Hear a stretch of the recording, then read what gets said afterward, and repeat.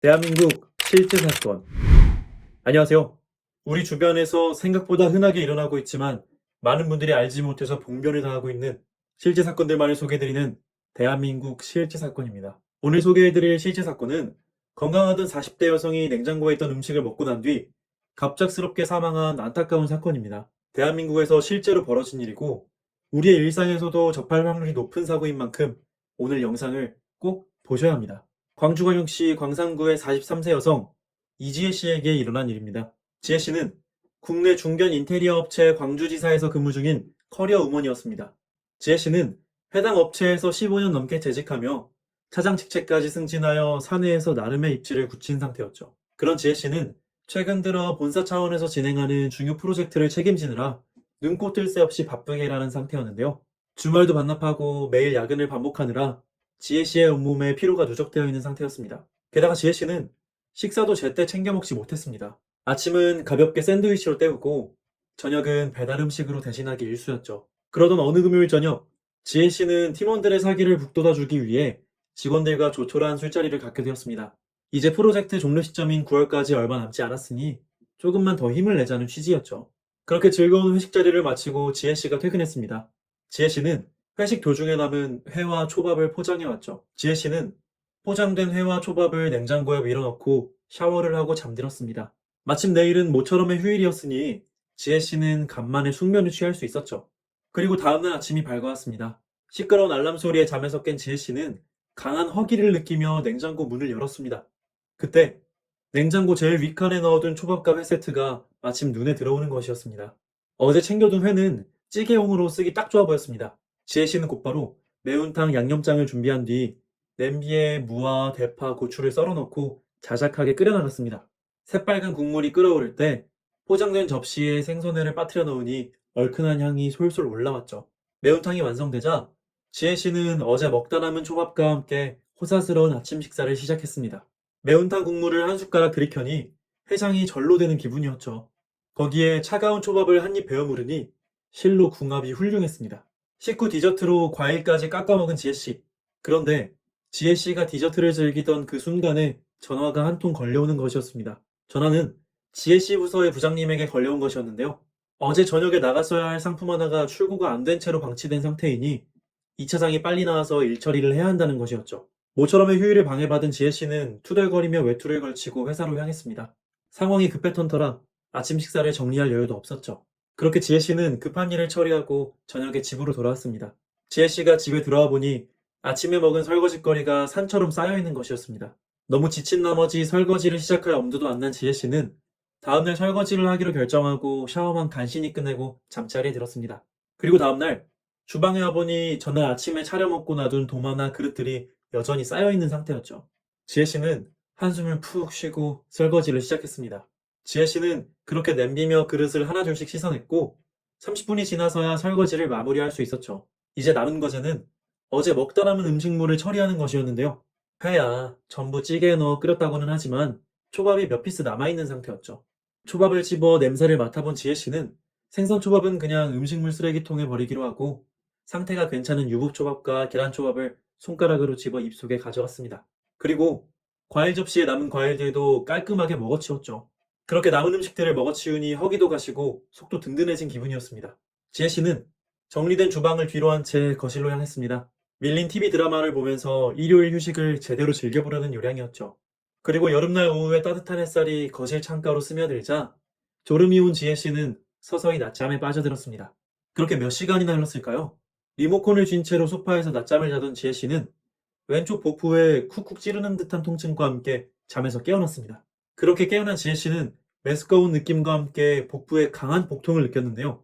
거기에 이마에서는 상당한 열이 올라오고 있는 상태였죠. 또한 자면서 흘린 땀으로 지혜 씨의 온몸이 푹 젖어 있었습니다. 거기에 불쾌감을 느낀 지혜 씨는 화장실로 가서 샤워를 하려고 마음을 먹었습니다. 그런데 지혜 씨가 상체를 일으킨 순간 지혜 씨가 그대로 위장의 내용물을 온통 개워내기 시작한 것이었습니다. 그렇게 구토를 하고 난 후엔 지혜 씨의 증상이 더 악화되어만 갔습니다. 주기적으로 구역질과 함께 구토가 나왔고 좌측 복부 전체에 쥐어 짜이는 듯한 심각한 통증이 찾아왔습니다. 말할 기력도 사라진 지혜 씨는 몸을 둥글게 만 채로 끙끙대며 앓아야만 했습니다. 그리고 그날 밤 끔찍한 복통과 열 속에서 괴로워하던 지혜 씨는 그 자리에서 배를 감싸진 채 숨지고 말았습니다. 향년 43세의 아까운 나이로 세상을 영원히 등지고 만 것이었습니다.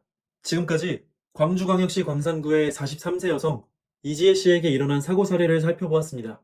지혜 씨는 바쁜 회사 업무 때문에 식사를 제때 챙겨 먹지 못하고 있는 상태였죠. 그런 상황에서 지혜 씨가 주말을 맞아 집에서 요리를 해먹은 뒤 사고가 터졌는데요.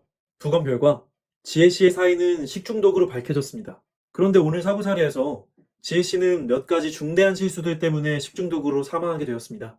지혜 씨의 행동 하나하나는 별것 아니었을지라도 그런 행동들이 하나로 합쳐짐으로써 일어난 부작용이 있었던 것이죠. 먼저 지혜 씨가 회식을 마치고 퇴근하던 시점부터 살펴보도록 하겠습니다. 지혜 씨는 포장된 회와 초밥을 봉지에 싸든 채로 퇴근을 했죠. 그리고 다음날 지혜 씨는 그 음식들로 아침을 차려 먹은 뒤 회사로 출근하게 되었습니다. 그런데 여기서 지혜 씨가 한 가지 결정적인 실수를 저지르고 말았습니다.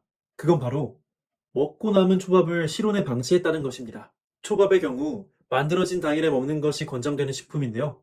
초밥은 제조 날짜에서 이틀만 지나도 밥이 딱딱해지고 쉬어버리기 십상입니다. 더군다나 지혜 씨가 사망한 여름철에 초밥을 실온 보관할 경우 비브리오 폐혈증 같은 식중독균이 초밥에서 번식할 가능성이 매우 높은 것이죠. 그러나 지혜 씨는 아무 경각심 없이 만든 지 이틀이나 된 초밥을 꿀꺽 삼키고 말았습니다. 비록 유부초밥이 생선초밥에 비해 덜 상하는 편이라고는 하지만 여름철의 경우엔 사정이 크게 다를 수밖에 없죠. 거기다 유부초밥을 먹기 전에 지혜 씨가 취한 행동 또한 문제가 되었는데요. 그건 바로 지혜 씨가 유부초밥을 먹기 전에 생선 요리에 쓴 도마와 생선초밥을 만졌다는 것이었습니다. 이렇게 될 경우 도마나 생선초밥에 서식하던 세균들이 손을 타고 식도로 유입될 가능성이 높습니다. 정리하자면 지혜 씨는 오염된 손으로 상온에 방치된 초밥을 먹음으로써 식중독균에 감염되고 말았던 것이었습니다. 자, 오늘 사고 사례를 어떻게 들으셨나요? 고온다습한 여름철이 찾아오면 식중독 사고도 크게 증가하곤 하죠.